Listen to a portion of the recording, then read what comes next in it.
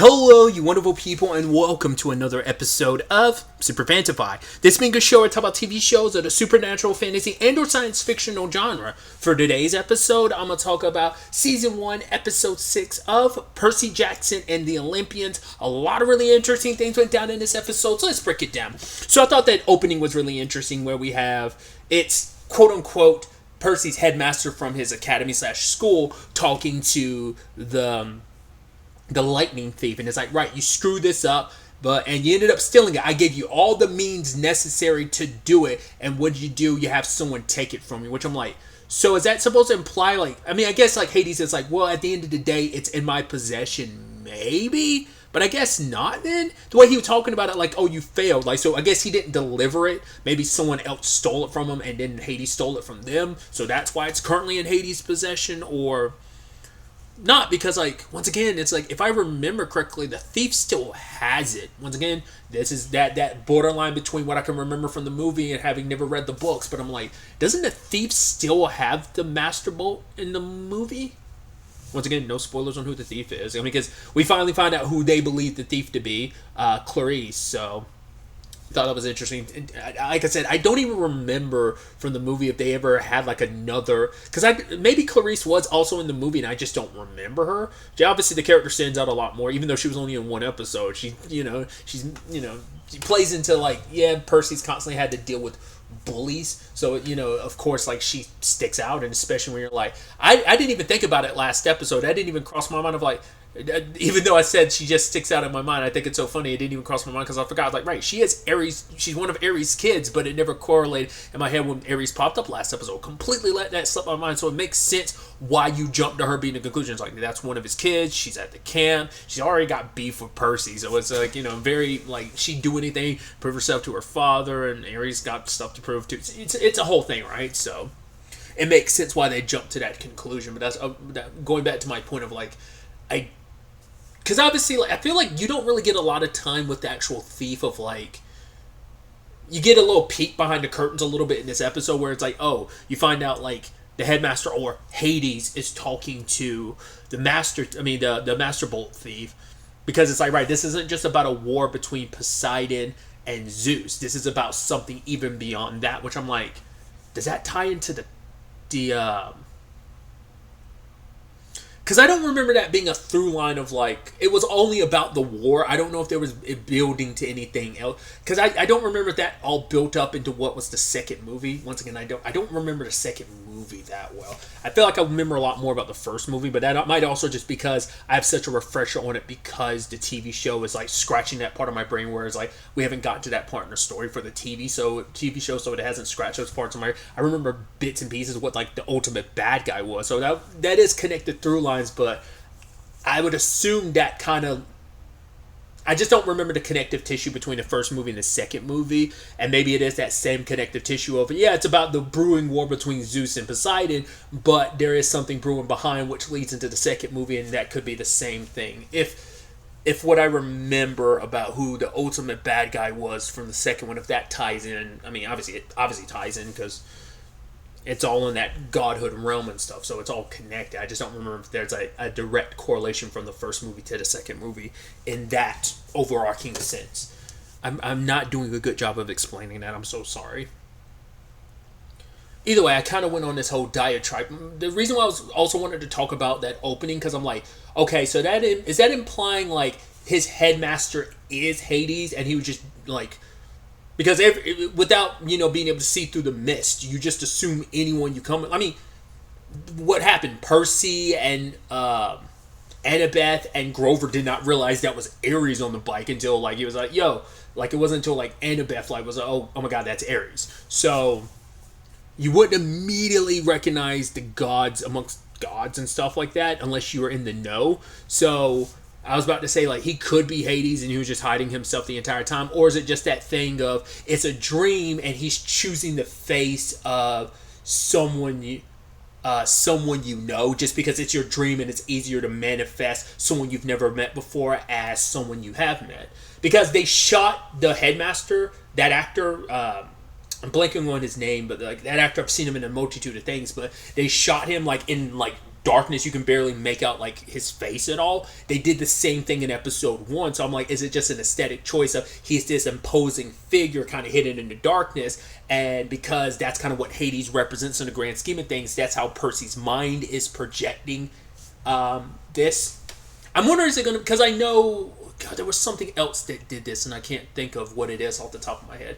I was like, I guess the perfect example I can think of, it's like the Speed Force. If you're familiar with The Flash, specifically the TV show, the Speed Force doesn't have an actual face for the most part, so it just constantly look like people Barry knew. Like, it's just like, I'm changing my face all the time. Like, I'm sure there's some godhood stuff, like some god-related mythologies and stuff that kind of correlate with that too, where it's like, oh yeah, like, I just pick, like, faces. I would probably say Dragon Quest XI is the most recent example I probably come across of that. But either way, my point was, like, not unless that's Hades' shtick or whatever. It was like, nah, I never use my real face. I use everyone else's face. Specifically use the faces of people you know. Like, not unless that's a Hades thing. Like I said, it could just easily be a projection on Percy's part. Because I'm like, I doubt that's what Hades is going to look like in this series. But I'm sure he's probably going to be most likely played by a different actor. But like I said, just because it was in Percy's dreams, it projected that way. I just thought that was kind of interesting. It was just kind of a detail that I was like, I'm curious which way they're leaning with that. Because even in the credits, they refer to the character as the headmaster. So I'm like, it feels like it is more like it's just a projection of like someone you know.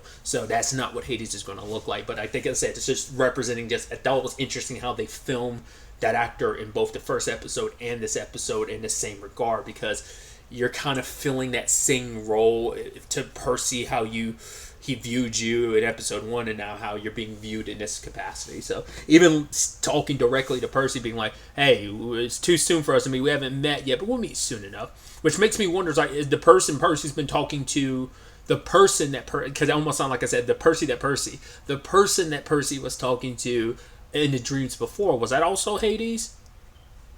That's what I'm wondering, like, is that supposed to be like his real form? And just, I don't know. I don't think they're going to do the thing of, like, gods actually, like, look like humanoids, when in actuality, like, they have a more ethereal form, but they choose to look, like, in a humanoid form. I doubt they're going to do that. I think it's just how they look is actually how they look. I don't think it's going to be something of, our form is too crazy for you to look at, so we manifest ourselves to look palatable to you, that your human brains can understand. I don't think it's going to be something like that. They talked to Luke, were able to get a message out to Luke, and they were able to find out what's kind of going on back at camp. Hey, like, Chiron's kind of preparing everyone because, like, war seems more and more likely. Are you making any progress? It's like, yeah, but kind of not. So, but also it's like, well, Percy wanted to talk to Luke about, like, oh, we're about to go talk to your dad. So it's like, can you give us something that could help us? Like, he wanted, like, hey, like, anything you can say and help us, kind of nudge us in a more positive direction with your dad. But Annabeth shut that down immediately, but didn't even let Percy finish. It's like, you weren't there to know, like, how complicated his relationship with his father is. And we end up finding out, because I thought it was interesting, because when they actually get to the casino, and Grover was like, no, if I walk up to him, like, what do I say? And Annabeth is like, nothing, you come find me and I will talk to him. You could tell Grover was kind of bothered by it. He's like, okay, because it's like, you don't trust me enough to talk to him. Like, okay, that's a fault on my part. But no, Annabeth is like, Grover didn't meet us until after everything went down between Luke and his dad. He never saw, like, how nasty and terrible things were between them. It's like, Luke's mom is a seer, and basically being able to tell the future and all that, like, you see some pretty messed up stuff, and it drives you insane. And he puts a lot of that fault on Hermes. Now, we find out more on it from Hermes' part, but I am curious why Luke does hate Hermes in particular. Because I already knew, like, there was issues between him and his father, him and Hermes. I already knew that, but I don't remember the movies ever really covering that at all, about, like, some of those deeper-seated issues. But I already went into, like, already knew, like, Luke had beef with his dad. But I just don't think the movie really, like, covered that aspect that I can remember. So, but, like, what in particular is Hermes' fault with all of that? Because, like I said, we got his perspective on it, when it's just, right, he was told to stay away because him being in their lives would cause more misery than good. And it did. He just, hey, I want to be here for these people I care about, and I cause more trouble. It's that told that line of, like, I don't know if it's just a byproduct of being around him as a god, maybe it did something that like enhanced, like maybe being around him like made her condition worse and or something. Because like they didn't really go into why specifically Hermes' fault, or maybe it's because maybe Luke asked Hermes to interfere and do something, but he didn't, and that called, gods aren't supposed to really interfere in certain things, so maybe his lack of action is why Luke hates him, or maybe it's a thing that he did. Like they just didn't get specific enough that I'm curious. I think also Annabeth, it doesn't feel right fully talking about, so because even when her and Hermes were talking around, it's like, yeah, I heard some of the conversation, but she never went into exact details because Percy was around. If they were one-on-one, she probably would have had that conversation a little differently. But it's like, yeah, that's Luke's business between him and his dad. Like, I'm gonna talk about it in generalities, but I'm not going to get specific because that's not my pain and my issues to talk about, because she wouldn't want Luke going behind her back and talking about any issues between her and her mom, or the complicated relationship she has with her dad because of everything, the new person in his life, the as she disclosed that like a couple episodes ago to Percy about kind of why she ran away from home, because Hermes is doing everything he can to try and he's keeping his distance, but he's also wanting to do anything to try and earn back Luke's trust and forgiveness. That's why Annabeth was like, well, we could use that to our advantage, because he'll be so desperate trying to help Luke or be there for Luke, he'll most likely help us, but he doesn't really do it. He himself says, like, I don't get involved anymore because I learned my lesson the last time. The last time I interfered, I caused nothing but heartache and pain for everyone else. I'm not going to do that again. And, like, you're better off just kind of doing things on your own and not relying on me for help. Because it is easier to, like, drown in that sadness and, like, I think it's, it stems from self-hatred on Hermes' part, where it's just like, I failed, I should have stayed away like I was warned to, but I didn't listen. And so a lot of that self-hatred, it's like, right, like I'm going to keep my distance. Like, rather than trying to help now, you're like, I'm just going to make things worse. It's like, you won't know until you try, but so much heartache and pain went into it the last time he tried, and it blew up in his face. So it's understandable, like, yeah, it's like, hey, you got burned once before, metaphorically speaking. Why would you ever put yourself in that, like, hurt again, in any shape or form, even if it's unrelated to someone you care about? It's still directly connected, because like Luke and Annabelle are like family, so if anything, you interfere and something happens to Annabelle, it would just make things worse between you and Luke. So I'm sure he doesn't really go over that, but I'm sure that plays a part in it. But also I'm sure just generalities of, I've made a promise to myself I wouldn't interfere, because maybe there's just going to, even without the Annabeth of it all, maybe there'll still be some ripple effect where it'll have an effect on Luke in some negative way. And it just, I've caused enough problems. I don't want to hurt him anymore, but also maybe I just don't want to hurt people in general. I just want to do my own thing. Which is so interesting too, considering like he wasted Percy and Annabeth's time. Because this was what I was kind of talking about last episode. Once again, that conversation, as I've kind of kept talking about, even in this one, about that line between what I remember from the movie. So, if I knew because I was like, okay, I feel like I vaguely remember them eating.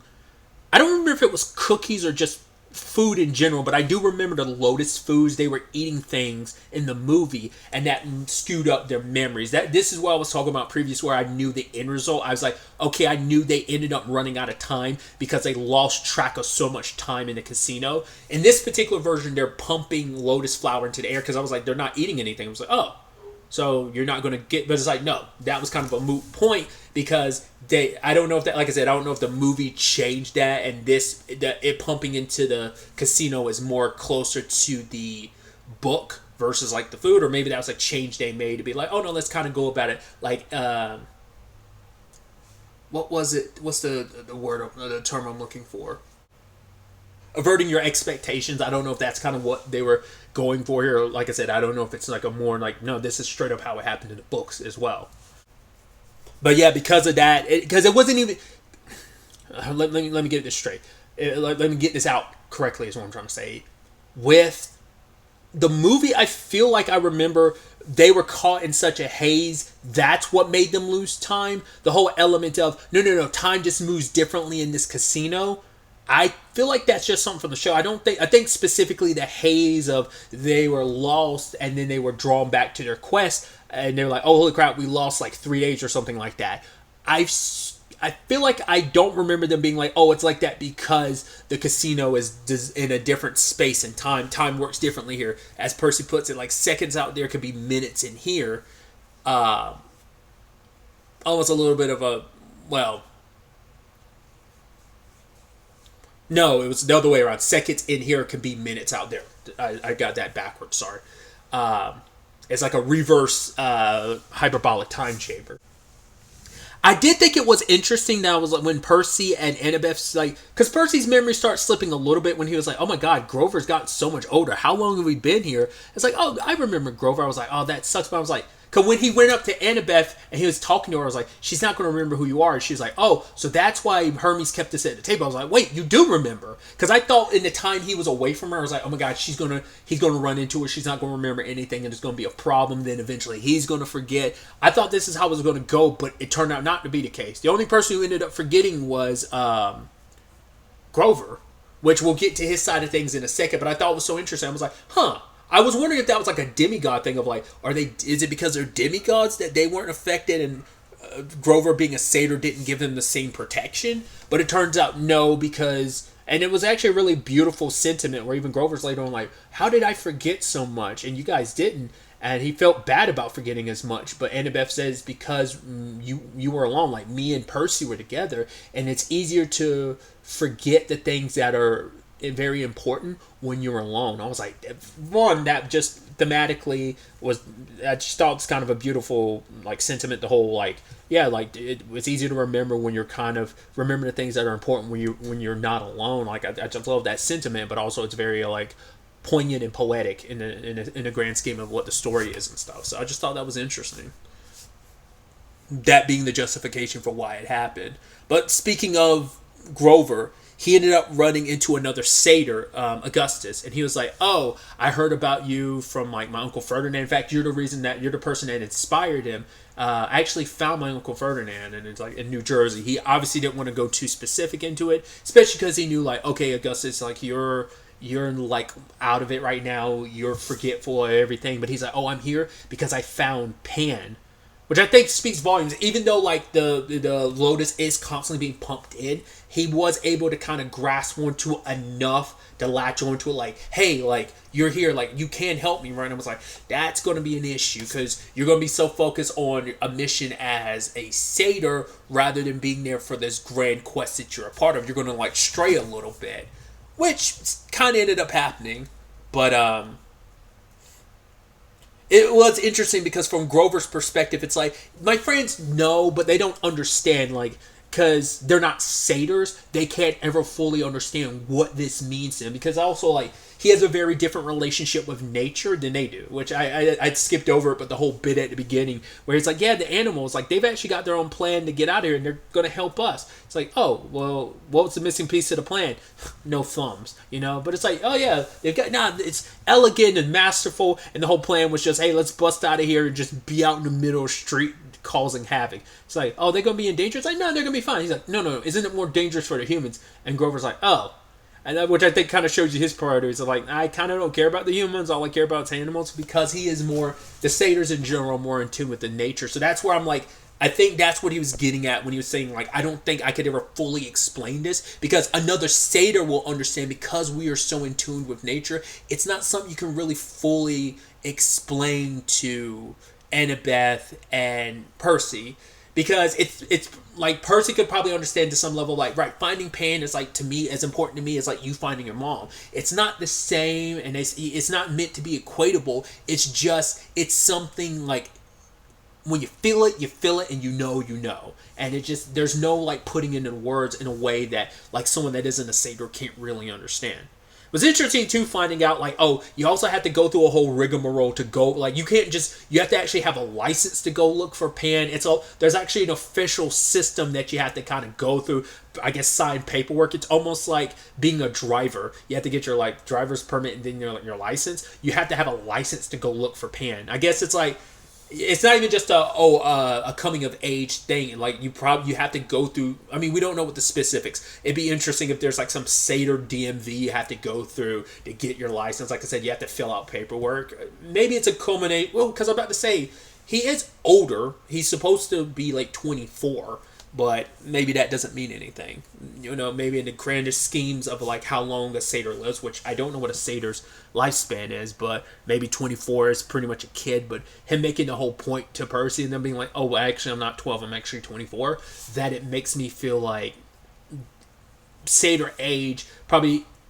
They might age probably a little slower than humans, but it's still equatable of like, yeah, like 24 is still kind of 24 in the satyr in human terms, in satyr years as it would be in human years. You know what I'm saying? So, but when Percy and Annabeth ended up finding him, he's in the middle of playing a game, but I don't think he knew at the time. Well, he explains it later when he's talking to Percy. He was like, no, I think I was close to finding Pan. Because that's the thing that he couldn't figure out. I was like, why would Pan, the god of nature, be here? Like, did he get lost by the lotus flowers? Or is it meant to be like a thing of... Maybe it's almost like a state of mind, like almost like a Buddhist like state of mind. You have to clear your mind and meditate, like because like everything else had drifted away. It had cleared his mind enough that it almost connected. Because he was like, I felt like I actually was close to Pan.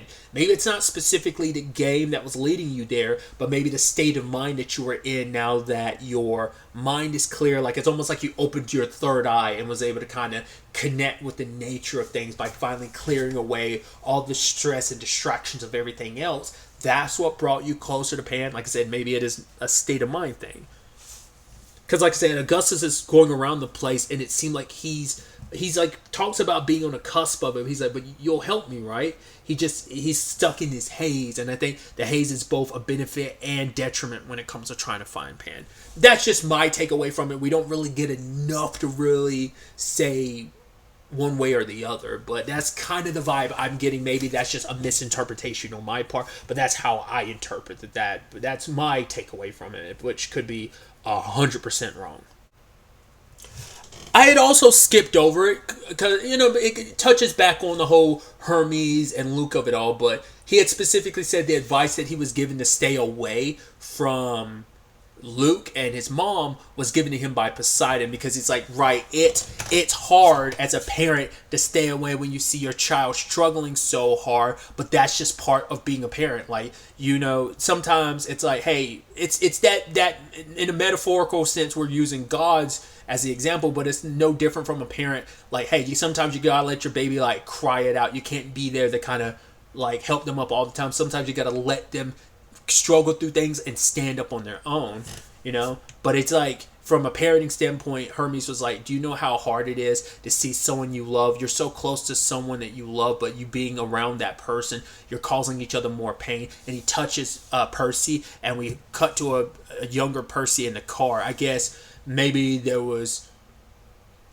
Percy's reputation in school. This was probably before he really, because he'd always moved from like so many different places and so many different schools, that I think because of just everything that was going on, and at that time in particular, he was just learning like, oh, I need to keep my mouth shut because they're forcing me to see psychologists and stuff like that. So I think for him, that's supposed to be this thing of like, I'm hurting my mom because it's like, but she's also like, she's having to keep all this secret from me, and it's like, maybe it's like specifically,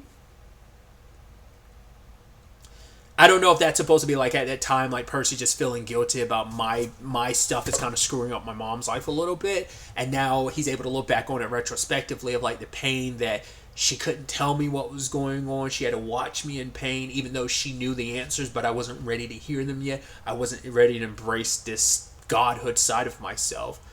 But he was also about to do it for Annabeth, but Annabeth was like, no, I remember plenty enough. So, but in the end, they end up finding Hermes' car, which ends up being a taxi. And I love that the whole bit was just like an extended scene of just like Percy driving and failing at it miserably. To be fair, once again, they're not like, 15, 16-year-olds who typically you get your permit at like 16. They're not even that. They are like 12-year-olds. Once again, Grover is like 24. To be fair, he is a little loopy right now. It makes you wonder, he probably is old enough to drive and stuff, but he's not in a state of mind where it's like, I actually don't know what's going on. He even said at one point, he's like, oh, is this my fault while we're failing? And while we're behind schedule and while we're late, and Percy's like, nah, it's okay. Like, we're going to be okay, because it isn't on Grover. It is also like that place, because also Hermes screwed them over by sitting them down, wasting even more of their time. Maybe in his own way, he thought he was sparing them, because it's like, hey, you're about to get in the middle of something you don't need to be in, so I'm doing you a favor by putting you behind schedule, because what's going to happen is going to happen regardless. All you're going to do is just get yourself hurt, so why don't I screw up your quest a little bit, to kind of actually protect you, because you are people close to my son, specifically Annabeth and Percy and Luke have gotten close enough in some capacities that it's like, oh yeah.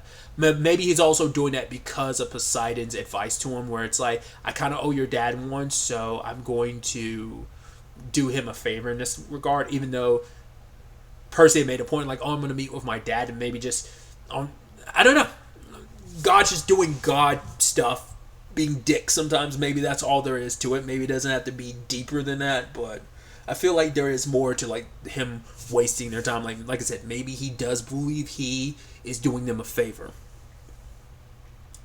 But ultimately, the taxi takes them where they need to go, and it's Santa Monica where Percy's going to meet with his dad. But when he goes and tries to meet with his dad, he doesn't meet his dad. It's actually the character's name is Nereid, I believe. I was curious. I wasn't sure like what she is specifically, so I looked it up. She's a sea nymph. Once again, my knowledge of mythology is not that great, so I wasn't sure what exactly she was. Like, I have a very limited knowledge on mythological creatures, so I was like, I'm aware enough of a sea nymph, but I didn't correlate that that's what she was supposed to be, because I'm like, I don't think she's supposed to be a siren, but whatever the case may be. Turns out Percy was late for his meeting with his dad, and his dad waited as long as he could, but it's like, right, he's got to prepare for this war that's on the horizon. And so it's like, right, your dad, he saw how hard you fought to get here, he saw how brave you are, so go back to camp, before, like, you don't need to be out and about in the world when this war is about to go down. Like, being at the camp, especially because, like, I didn't talk about it, but Lucas said, like, yeah, people are drawing lines on who's going to be on Zeus's side, who's backing Poseidon. They hadn't really talked about it, but also like what gods are backing who, what gods are backing Zeus, what gods are backing Poseidon. But most likely, more than anything, it is a thing of the camp is the one place you'd be safe if a full-blown god war is about to go down. But for Percy, it's like, I'm not doing that. I'm going to finish this quest. It's like, but you're not obligated to anymore. Like, it's kind of already passed. But for him, it's like, no, there's too much at stake. He started off on this quest simply for the sake of, I want to save my mom, but he knows what's at stake here. It ain't even just about his mom anymore. It's still a part of that, but it's also the nature of, I have to stop this. I can do something. And if, even if it seems impossible, at the bare minimum, I should at least try, shouldn't I? And he's like, can't you help me? Shouldn't you at least try? And she gave him like 4, what seemed like pearls. And it's like, these will help you get out of the underworld. 1 for each one of you, and 1 included for your mom. So like, save the world and then save your mom. So giving him the tools necessary. So it's going to be interesting to see where all this ends up taking us going forward into the next episode. Last 2 episodes of the season, so it's going to be interesting to see how this all plays out and where all this ends up taking us going forward into the next episode.